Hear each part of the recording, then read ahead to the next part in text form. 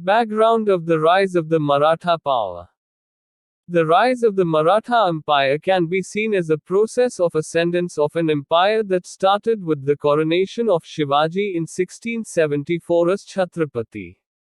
It then expanded and gained prominence under various rulers and commanders to become one of the mightiest empire of the 18th century. They were able campaigners and were able to bring a very large portion of the Indian subcontinent under their domination.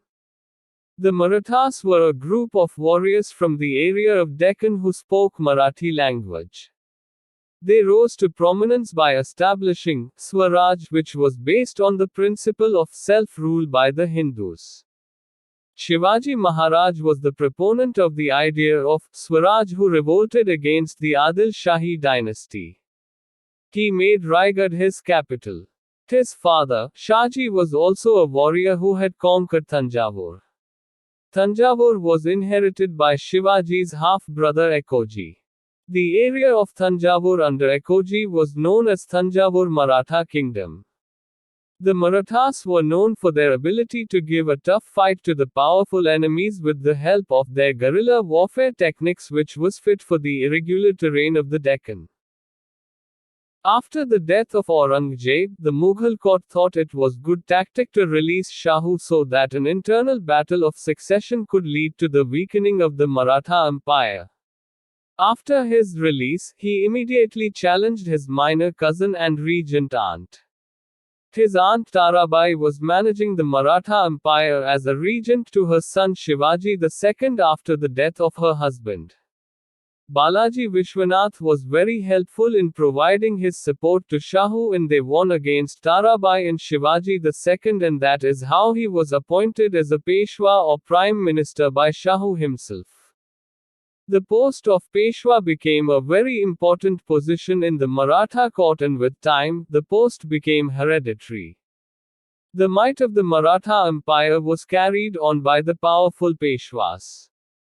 The Peshwas went on to play a major role in the consolidation and expansion of the Maratha Empire. At its peak, the Maratha Empire spanned from Tamil Nadu in the south to Peshawar in the north. It went up to Orissa and River Hooghly in the east. The Marathas and the Mughals were staunch enemies and wanted to cause heavy and irreparable damage to each other. The Marathas planned to abolish the Mughal throne and make Peshwa Vishwasrao sit on the throne, but this dream of the Marathas did not materialize. In 1761, the Marathas lost the Third Battle of Panipat against Ahmad Shah Abdali.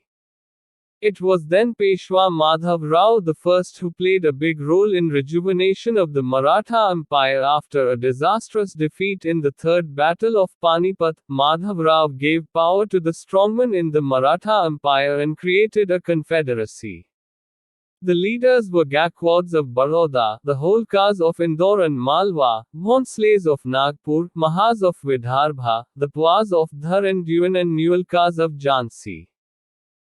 There were continuous struggles between various families of the Maratha Confederation to attain more power over the other. The Mughal power by then had started declining, and the British were on their way to attain stronghold over the Indian subcontinent. The British tried to interfere in the succession question of the Peshwa Pune and started the First Anglo-Maratha War. The Marathas won the war. It was in the Second and the Third Anglo-Maratha War 1805–1818 where the Marathas lost, leading to an extensive takeover of the Indian territories by the British power. The rise of Maratha power in the 17th century Deccan is a very important phenomenon in the history of the Indian subcontinent. Marathas defined the transition of the Indian territory from medieval period to the modern period. The rise of a group of warriors to great power with extensive territories in their control was due to a number of reasons. They were excellent in their warfare techniques, especially guerrilla warfare in the difficult terrain of Deccan. The Marathas not only excelled on the war front but were also well versed with techniques which cut the food and other supplies to the enemy camp, thus tipping the balance of power towards their end in any battle.